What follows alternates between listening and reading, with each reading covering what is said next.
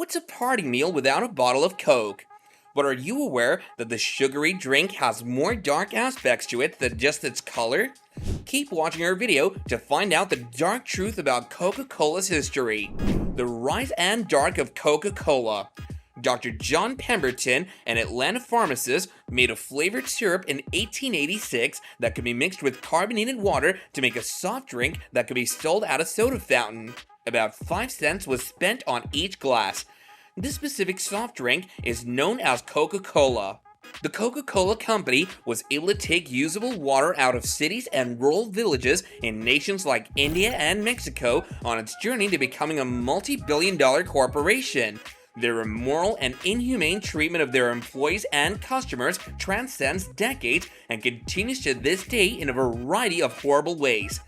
This dark past of Coca-Cola will make you pause before you lean back and open happiness, as their old tagline so beautifully puts it. Does Coke have healing properties?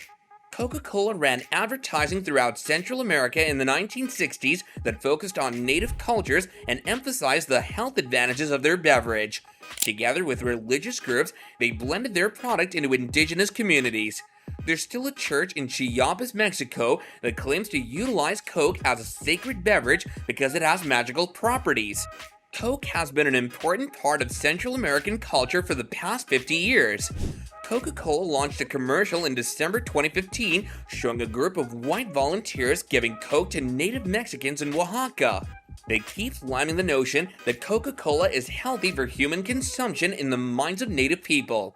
According to Mexico's National Survey of Health and Nutrition, diabetes was the country's biggest cause of death in 2006.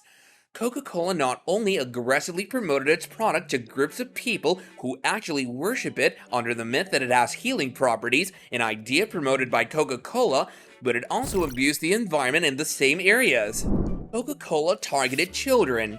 In the 1990s, there were a lot of soft drink businesses competing for customers in a saturated market. Coca-Cola's strategy was to target high school kids and hope that they would select their brand for life. In the mid-1990s, Coca-Cola started signing pouring contracts with schools.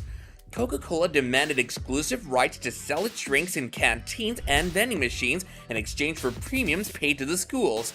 Schools with constrained resources typically agreed.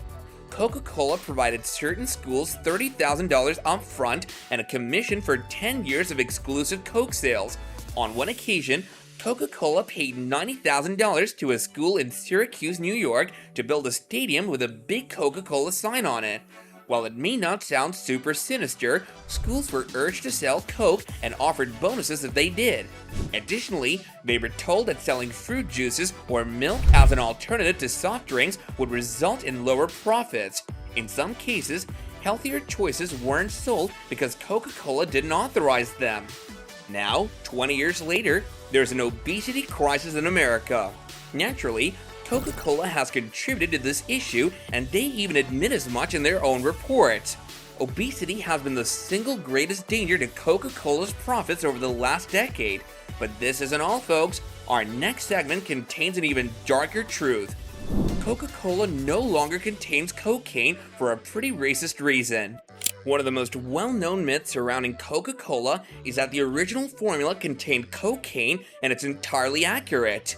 In order to create the powdered cocaine, they needed coca leaves, which contained the cocaine alkaloid. It's tricky to estimate how much cocaine was in the original drink, but there was some. Also, the original Coca-Cola had alcohol in it. However, in 1886, Atlanta, where Coke was bottled, declared prohibition. So the alcohol element was eliminated and additional sugar was added, but cocaine remained in the drink for the next decade. In 1899, Coca-Cola started selling its drink in bottles.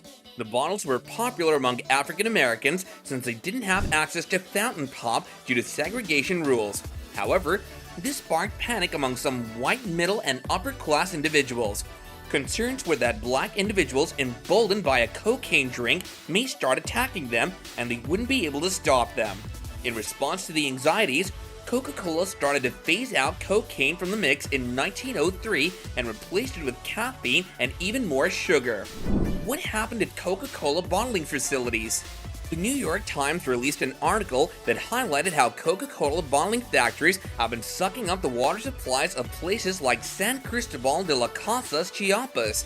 Because there was little water left for the residents of San Cristobal de las Casas, they were consuming Coca-Cola products in place of water.